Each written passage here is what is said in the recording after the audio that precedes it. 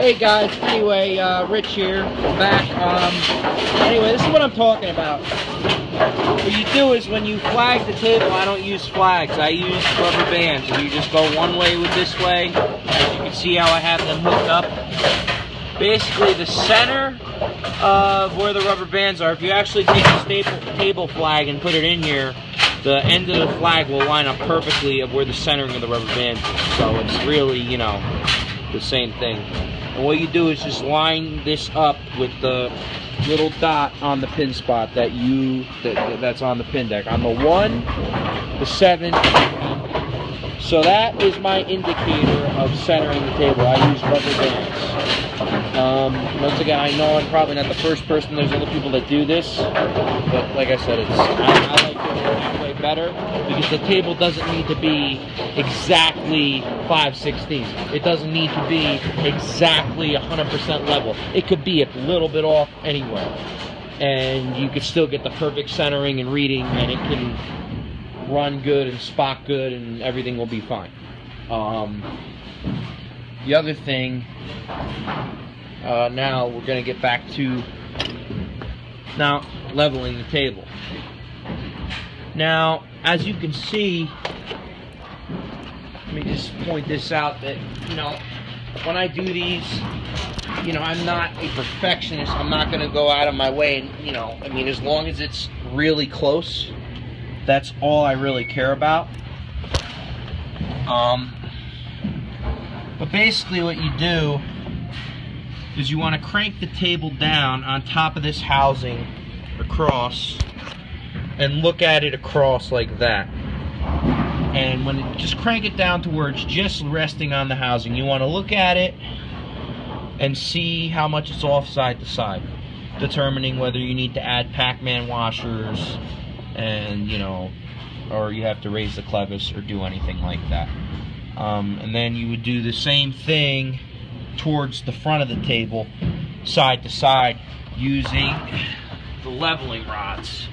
These rods right here do it.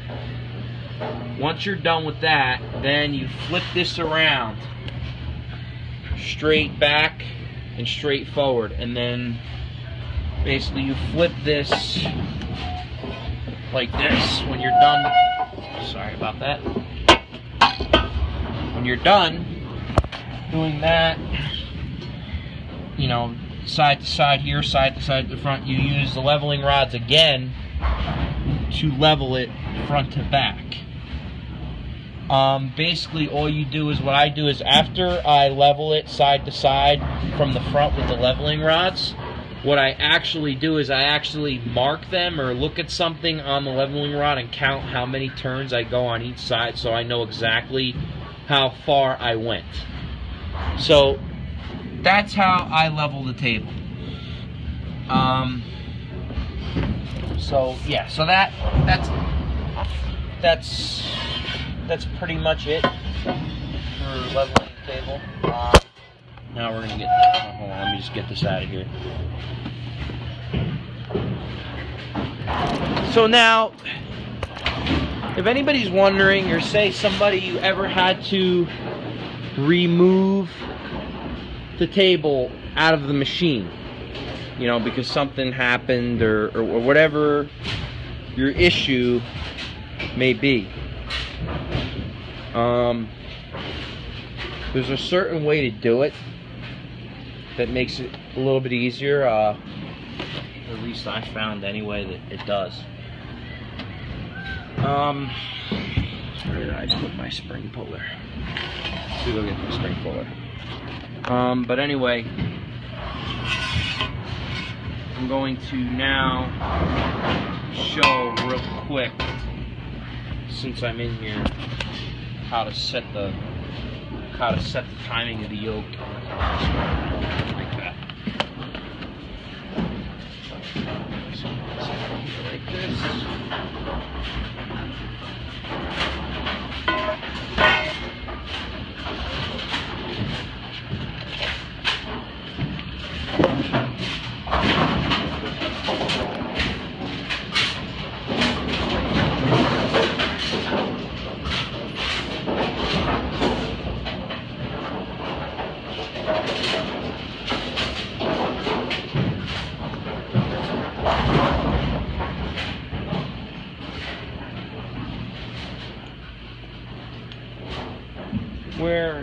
is this bracket.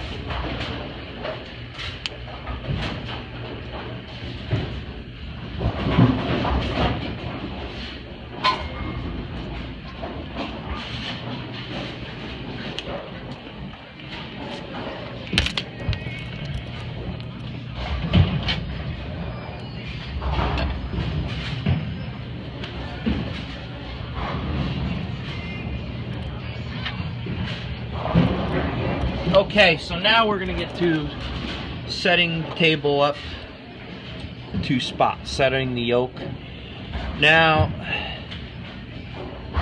the AMF way to do it is you take your combo square and you crank the table down to where it's 6 inches above the pin deck, and you would adjust the spot rod to where there's a slight air gap on that bolt.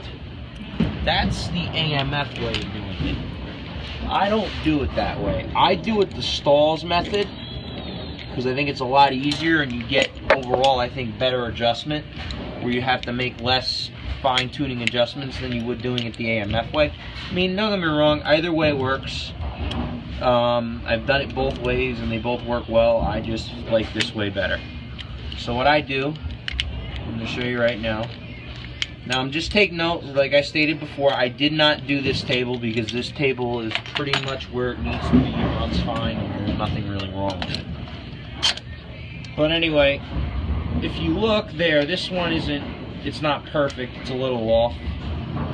But what you do is you take the 5/16 gauge and you stick it underneath the head pin in the cup like this.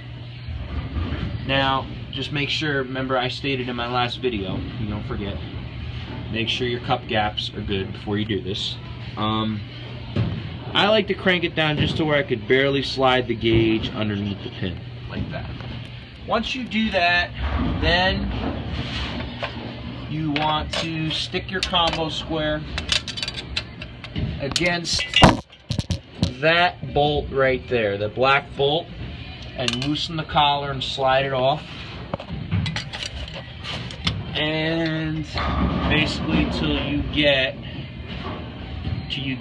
a center bubble like that. Make sure when you do that you adjust before you do that. Loosen the stop bolt, turn it inward to where you have about the 1/16 to 1/8 of an inch air gap. Then you want to turn the spot rod till you get that bubble reading. Again, just making note that this right here, the one closest to the table, is the spot rod. The one furthest away from the table is the re-spot rod. Now, after you do that, you want to center the yoke. Now, how Stahls, AMF, everybody wants you to do it is they want you to put the combo square on this side and you want to get the same reading that you got on this side with the bubble being in the center on both sides. Yeah, well, I don't do that. You don't need to do that. You never need to do that because I have found that, well, I'm going to tell you how I found that. I had an issue one time where a table went out of whack and it was right before the league and I needed to do what I needed to do to get it into adjustment. It was so far out of adjustment I needed to start from square one with my yoke adjustments. And the collar was actually stripped on that side. So I couldn't get it, which side? Yeah, so I couldn't get the proper reading on that side. And the X-frame was really off. It was like really off to the one side, so I needed to get that X-frame moved and I couldn't do it because the collar was